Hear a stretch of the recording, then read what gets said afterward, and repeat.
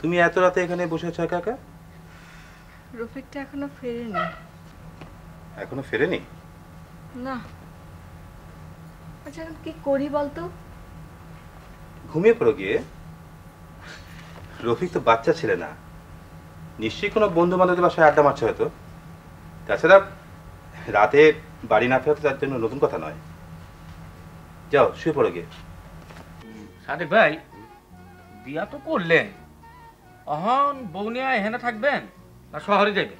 আরে ভাই এইখানেই আছি, তোমরা আমার একটা ঘর দোর তুলে দাও, আমি আমার সংসার আরম্ভ করি।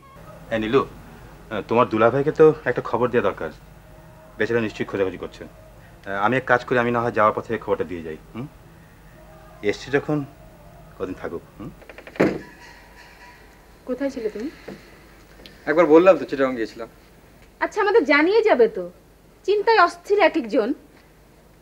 চিন্তায় একেবারে অস্থির হয়ে গেল। মাইকে বিজ্ঞাপন দিয়েছিলে যে রফিক নামের একজন দাড়িওয়ালা যুবক হারাইয়া গিয়েছে। তুমি খোঁজ খবর না দিয়ে 3 দিন নিখোঁজ হয়ে থাকতে পারো, আর আমরা চিন্তাও করতে পারি না। আর কজন রোগী আছে? 3 জন আছে। ঠিক আছে, 3 জনকে দেখে আমি আর রোগী দেখবো না, আপনি আর নাম এন্ট্রি করবেন। আচ্ছা ঠিক আছে। যান। তুই আবার ভেবে বসিস না যে তোকে দেখে আমি রোগী দেখা বন্ধ করলাম। এতদিন পরে যে আমাকে দেখে চিনতে পারে না, তার জন্য আমার কোনো সিম্প্যাথি নেই।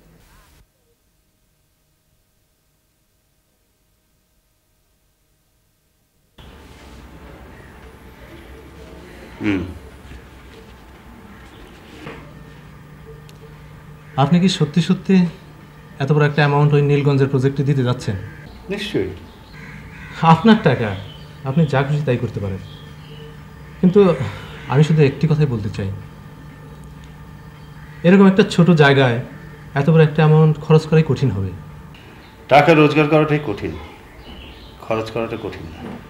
আচ্ছা, আপনি কি আপনার মেয়ের সঙ্গে এ ব্যাপারে আলাপ করেছেন? তার সঙ্গে আলাপ করার কোনো প্রয়োজন আছে কি?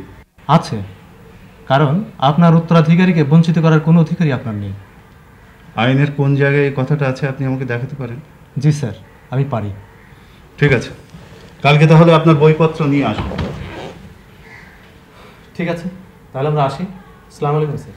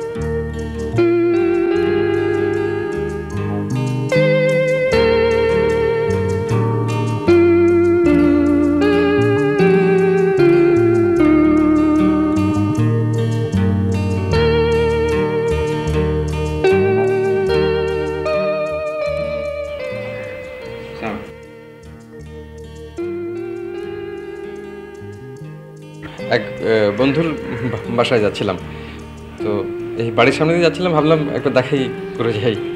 দেখো রফিক, তুমি আমার বাড়িতে এসছো, তার জন্য একটা এক্সকিউজ দিচ্ছ। ব্যাপারটা আমার জন্য খুব পেইনফুল। পৃথিবীতে আমি খুব কম লোককেই পছন্দ করি, সে কম সংখ্যক লোকের মধ্যে তুমি একজন। আমাকে অবশ্য তেমন কেউ পছন্দ করে না। এটা বিশ্বাস করা কঠিন। না, ভাবি আমাকে পছন্দ করেন, তবে উনি পৃথিবীর সব মানুষকে পছন্দ করেন।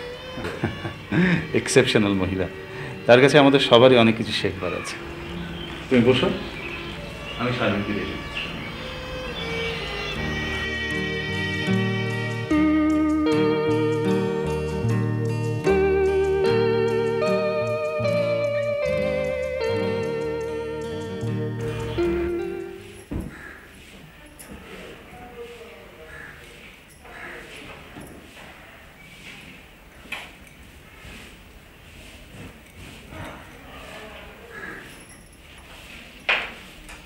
রফিক এসছে। কেন? সেটা আমার জানার কথা না, তুমি জিজ্ঞেস করো। আমি তো বাবা তার সঙ্গে এখন কোনো কথা বলবো না। সে কেন আসে বারবার? দেখো মা, অপমানিত হয়ে বারবার ফিরে আসে এমন পুরুষের সংখ্যা খুব বেশি না। বাবা, আমি এখন কিছুতে তার সাথে কথা বলবো।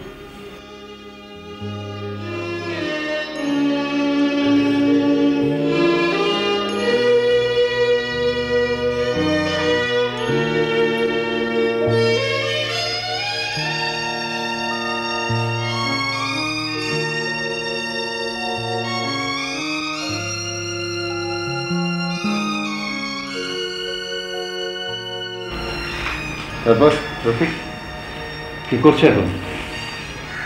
তেমন কিছু না। শারমিন বাসায় নেই।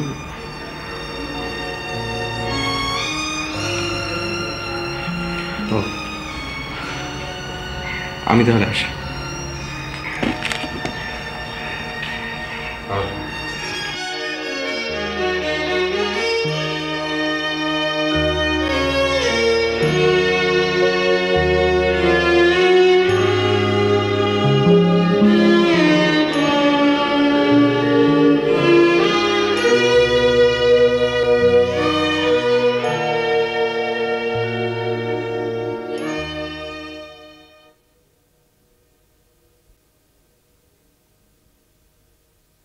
শফিক, বলো। দেখ বাবা, আমি সংসারে কোনোদিন কোনো খোঁজ খবর রাখি না। কোনো সমস্যা এলে কেউ আমাকে কিছু বলেও না, তবু সমস্যা আসে বুঝতে পারি, এই পর্যন্তই। রফিকের কথা বলছো? হ্যাঁ বাবা, কিছু করা যায় না। কি করতে পারো? কিছুই করার নেই। না বাবা, সমস্যাটা রফিকের, তাকেই তার সমাধান করতে হবে। তাছাড়া তাকে আমার বুদ্ধি দেওয়ারও কিছু নেই, সে এমনিতেই যথেষ্ট বুদ্ধিমান। বুদ্ধি বেশি বলে এই অবস্থা। আমার মতো বোকা বাপের ঘরে এত বুদ্ধিমান ছেলে কিভাবে হলো, তাই বসে বসে ভাবি।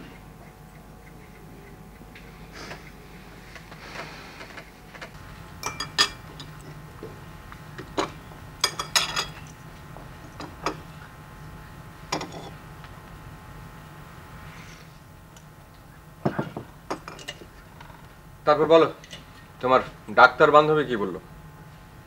অনেক গল্প টল্প করলো, বাসায় নিয়ে গেল। অনেক বড় লোক। ওসব বড় লোকের গল্প আমাকে শোনাবেন, আমার একদম গা জ্বালা করে। তুমিও তো একদিন বড় লোক হবে। সে যখন হবো তখন দেখা যাবে, নট নাও। তোমার শর্ট ফিল্মের কি অবস্থা? শর্ট ফিল্মের অবস্থা খুব খারাপ। আসলে আমাকে দিয়ে সব শর্ট ফিল্ম হবে না, আমাকে দিয়ে কিছুই হবে না।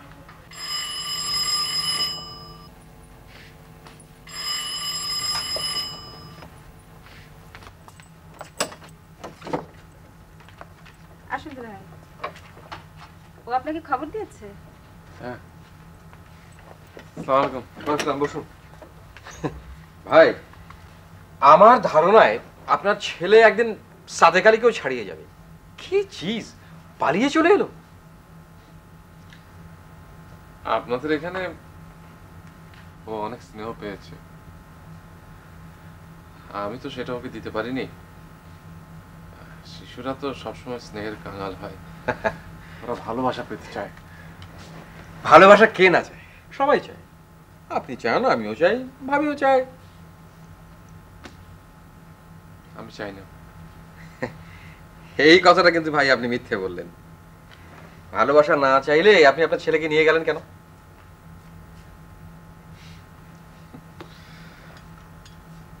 আপনি ঠিকই বলেছেন, আমিও ভালোবাসা চাই। দুলা ভাই, আমি বাবলুকে নিয়ে আসছি। ও না হয় এখানে কয়েকটা দিন থাক, আর ও পালিয়ে আসার জন্য ওকে কিছু বলবেন না।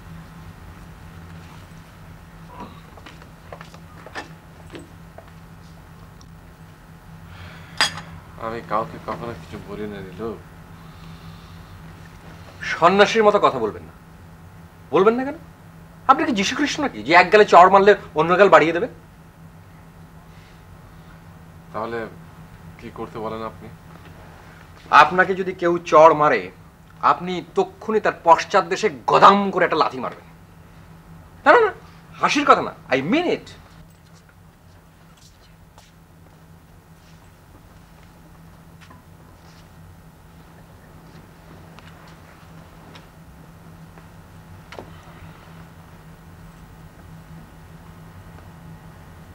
ভালো আছো তো বাবলু?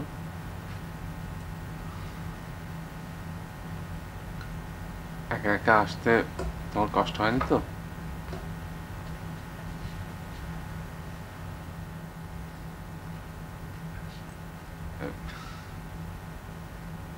আমার সাথে তোমার যেতে ইচ্ছে করছে না?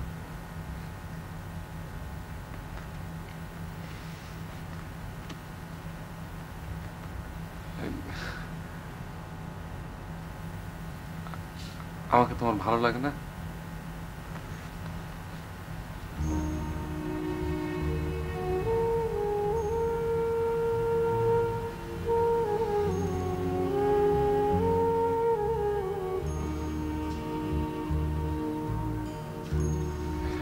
আমি যাইনি। সে কি, আরেকটু বসুন। না আমি আর যাই, রক্ষা আসি।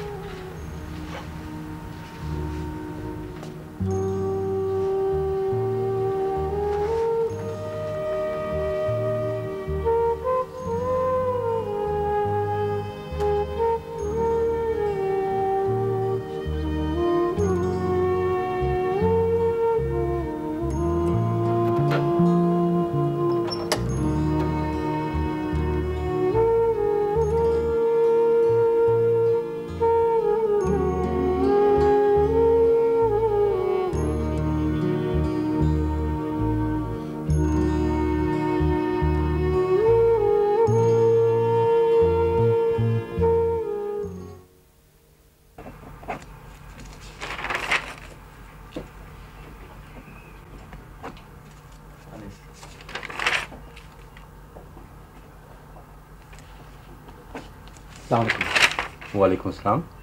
চিনতে পারছেন? আরে তুমি চিনতে পারবো না মানে? বসো। ভালো আছেন শহীদ ভাই?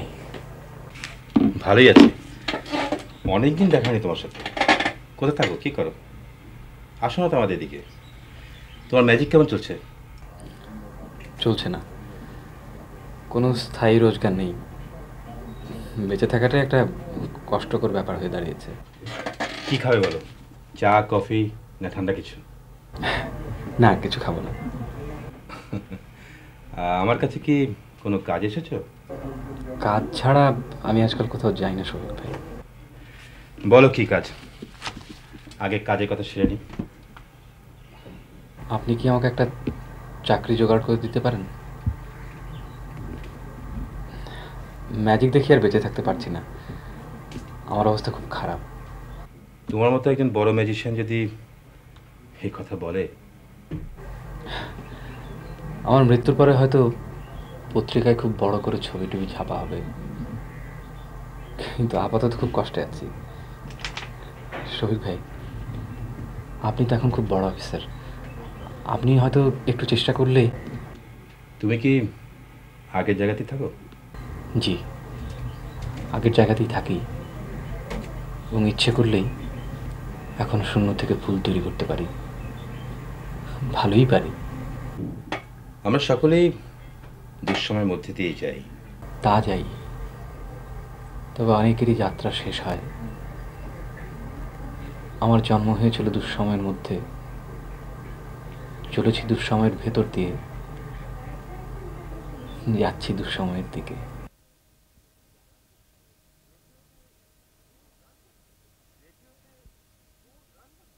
রেডিওতে তোর গান যাচ্ছে? মানে তুই গান গাইছিস? 14 তারিখ সন্ধ্যায় লাইভ প্রোগ্রাম, নতুন শিল্পীদের আসর। বলিস কি? কি গান? নজরুল গীতি? না ভাবি, নজরুল গীতি আমার ভালো আসে না, একটি রবীন্দ্রসঙ্গীত গাইব। এত জিনিস থাকতে রবীন্দ্রসঙ্গীত কেন? রবীন্দ্রসঙ্গীতই তো ভালো। আরে আজকালকার দিনে নাম করতে গেলে ওই পপ টাইপের গান গাইতে হয়।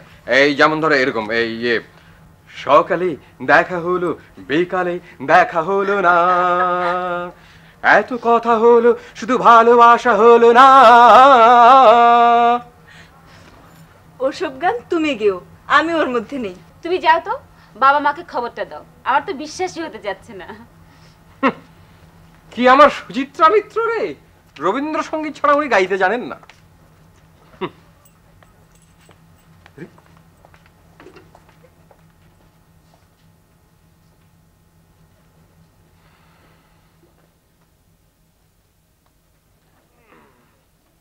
তুই তুই গান গাইবি? হ্যাঁ বাবা। বলিস কি মা? হ্যাঁ, একটু ভয় ভয় লাগছে। কিসের ভয়? কোনো ভয় নেই মা, কোনো ভয় নেই। আয় একটু আদর করে দি। বড় বৌমার গলাটা খুব ভালো ছিল, কিন্তু সুযোগের অভাবে কিছু হলো না। বৌমার জন্য মনটা খারাপ লাগে, বুঝলে মিনু? সংসারের চাপে অনেক মেয়ে কিছু করতে পারে না। আমাদের শাহানার মতো ভাগ্যবতী কজন হয়? মা, তোমরা দুজনেই আমার চেয়ে ভাবিকে বেশি পছন্দ করো। কোথায় আমার খবর শুনে একটু খুশি হবে তা না, ভাবিকে নিয়ে আফসোস শুরু করলে। বৌমাকে তোর চেয়ে বেশি পছন্দ করি, এটা ঠিক, কিন্তু এটা সে তার নিজের যোগ্যতা অর্জন করেছে। আমার সে যোগ্যতা নেই। সবার সবকিছু হয় না মা, দুনিয়াতে এক একজন মানুষ এক এক রকম হয়। কোথায় যাচ্ছিস? বাসায় যাচ্ছি, কাজলকে রেখে এসেছি। তাছাড়া আমি থাকলেই বাকি, না থাকলেই বাকি, ভাবি তো আছে।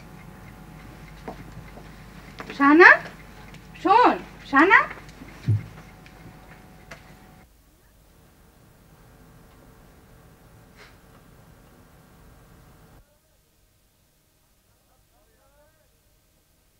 মাস্টার সাহেব, মাস্টার সাহেব ঘরে আছেন? মাস্টার সাহেব তো বাসায় নাই, বরিশাল গেছেন। আর আসসালামু আলাইকুম। আপনি কি মনে করছেন? বসেন বসেন বসেন।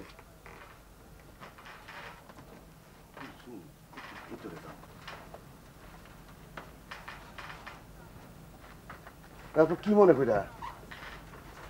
ব্যাপারটা আসলে আপনার সাথেই। সিগারেট খান? আমি সিগারেট খাই না। চা দিতে কই? ওই সবার আর দরকার নাই। শোনেন, আপনাকে কয়েকটা কথা আমি পরিষ্কার জিজ্ঞাসা চাই, সাফ সাফ জবাব দিবেন। ইনশাআল্লাহ সাফ সাফ জবাব পাবেন। শুনলাম আপনি নাকি ঢাকায় একটা বিয়ে করছিলেন, কথাটা কি সত্য? দেখেন মাতবর সাহেব, আমি মানুষটা নেহায়তি খারাপ, এমন কোনো খারাপ কাজ নাই যা আমি করি নাই, কিন্তু ওই একটা কাজ আজ পর্যন্ত করতে পারিনি, সেটা হইতেছে বিয়া। আপনার কথা বিশ্বাস করলাম না। তো শোনেন, আপনারে আমরা এই গ্রামে আর জায়গা দেব না। কেন? কেন? আপনি যেমন মানুষ দেখলে চিনেন, আমিও ঠিক সেই রকমই চিনি। আপনি এখানে থাকলে অনেক খারাপ করবেন। শোনেন, বিদেশ থেকে এখানে আইসা গ্রামের নিহায়ত মূর্খ কয়েকজন মানুষের হাত কইরা আপনি তো খুব পপুলার হয়ে গেছেন। আবার ঘরে একটা বউ রেখা আমার এলাকায় আইসা আবার একটা বিয়া করছেন। শোনেন, এরপর আপনি ইলেকশন করবেন, মেম্বার হবেন, তারপর চেয়ারম্যান হবেন। আপনার আমি ঠিকই চিনছি। শোনেন, যদি ভালোয় ভালোয় এই এলাকা ছাইরা না যান তাইলে কিন্তু আপনার খুব খারাপ হইবে, এই কথা আমি কয়ে গেলাম।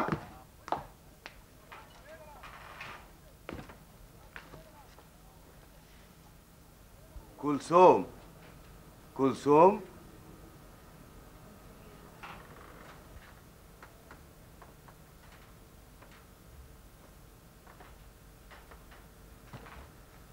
এই যে মাতবরের সাথে আমার যে কথাবার্তা হইল তুমি শুনছো? আমি যে উত্তরটা দিছি তুমি বিশ্বাস করছো? নীলগঞ্জ জায়গাটা আমার খুব ভালো লাগছিল, ভাবছিলাম এইখানেই থেকে যাব। এরা বোধহয় আমাকে এখানে থাকতে দিবে না, আমি ঢাকাতেই চলে যাব। তুমি যাবে আমার সাথে? ভাবছিলাম ভালো হব, এরা বোধহয় আমাকে আর ভালো হইতে দিবে না। চলো ঘরে চলো।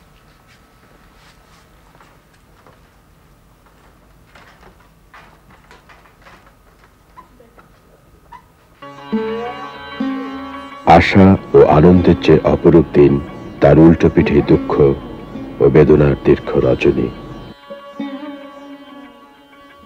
আশা, আনন্দ, দুঃখ, বেদনা নিয়েই আমাদের এই সব দিন রাত্রি।